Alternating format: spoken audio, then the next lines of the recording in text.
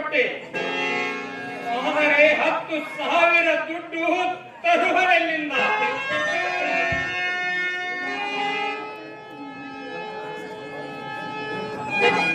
ದುಡ್ಡು ಲಕ್ಷ್ಮಿ, ಚೆಂಚಲ ಲಕ್ಷ್ಮಿ, ಸಮಾಜದಲ್ಲಿ ನಿನ್ನ ಘನತೆ ಎಷ್ಟಮ್ಮ?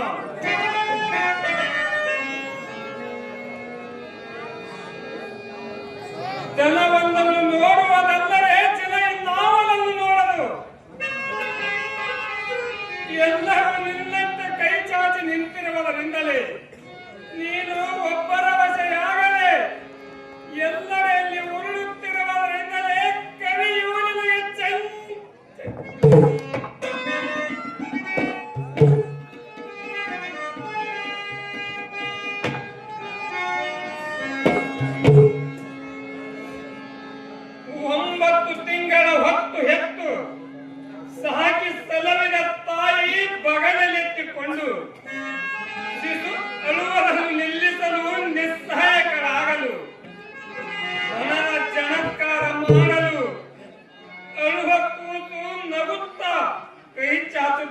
ದುಡ್ಡಿನೆಡೆಗೆ.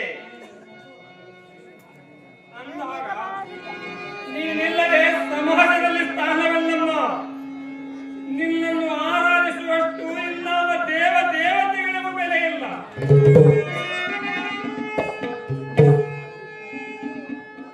ನಿನ್ನನ್ನು ಪಡೆಯಲು ನನಗೀಗ ತಪಸ್ಸು ಮಾಡುವ ಪ್ರಸಂಗ ಬಂದೊದಗಿದ್ದೆ.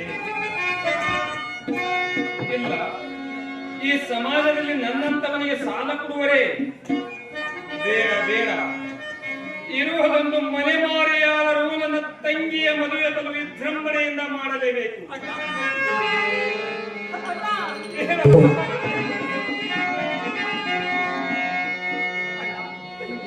ಇದನ್ನೇನು ಮಾಡಿದೆಯಲ್ಲ? ಆಸೆಯನ್ನು ಕೇಳಲು ಹೋದ ನೀನು ನನ್ನ ಮದುವೆಗಾಗಿ ನಿಂತೀಯ? ಬೇಡ ಬೇಡ, ಮೊದಲು ನಿನ್ನ ನೌಕರಿಯನ್ನು ಹೊಡಿಕೆ ನನ್ನ ಮದುವೆಯನ್ನು ಮಾಡಿ ನಂತರ ನನ್ನದಾಗಲಿ ಅಲ್ಲ. ಹುಡುಗಿ, ನೀನಿನ್ನೂ ಚಿಕ್ಕವಳಮ್ಮ. ಜಗದ ರೀತಿ ನೀತಿ ಅರಿತುಕೊಳ್ಳುವ ಶಕ್ತಿ ನಿನಗಿಲ್ಲವಳಮ್ಮ. ನಮ್ಮ ತಾಯಿ ಸತ್ತು ಹೋಗುವ ಮುನ್ನ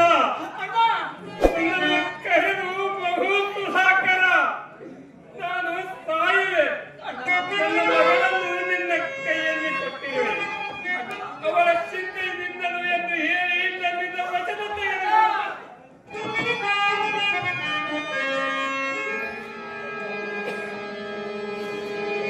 ಅದಕ್ಕ ಈ ನನ್ನ ತಾಯಿ ಮನಸ್ಸಿಗೆ ಚಿಂತೆ ಜಾತಿ ನೀಡಬೇಕಾಗಿದೆ ನೋಡಮ್ಮ.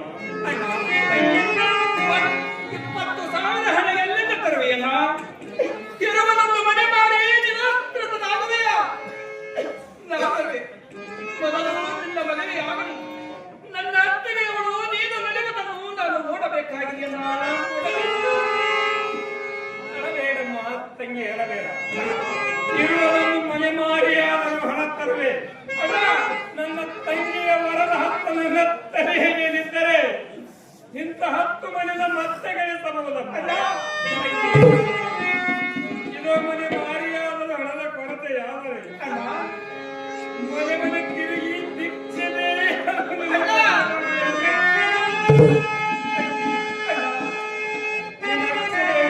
ಮುಗಿಯುವವರೆಗೂ ನಾನು ಒಂದು ಹನಿ ನೀರ ಸಹ ಮುಟ್ಟುವುದಿಲ್ಲವೆಂದು ನಿನ್ನ ಪ್ರಮಾಣ ಮಾಡಿ ಹೇಳಿ.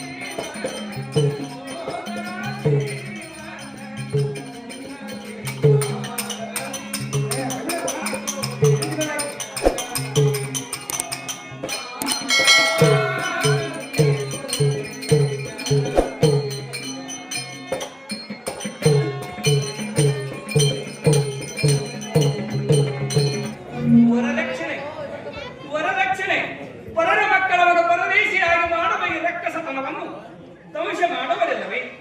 ಹೇ ಪರಮೇಶ್ವರ, ವರದಕ್ಷಿಣೆ ತಿಂದು ತವರೂರು ಮಣ್ಣು ಬಿಡಿಸಲು ಈ ಗಂಡು ಪುರಕ್ಕೆ ನಾಚಿಕೆಯಿಲ್ಲ ಎಂದು ಈ ಭೂತ ನಾಶವಾಗುವುದು.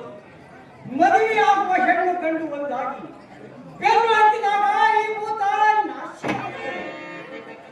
ಕೊಪ್ಪೇರಿ ಮನದಂತೆ ಭೂತವನ್ನು ಓಡಿಸಲೇಬೇಕು.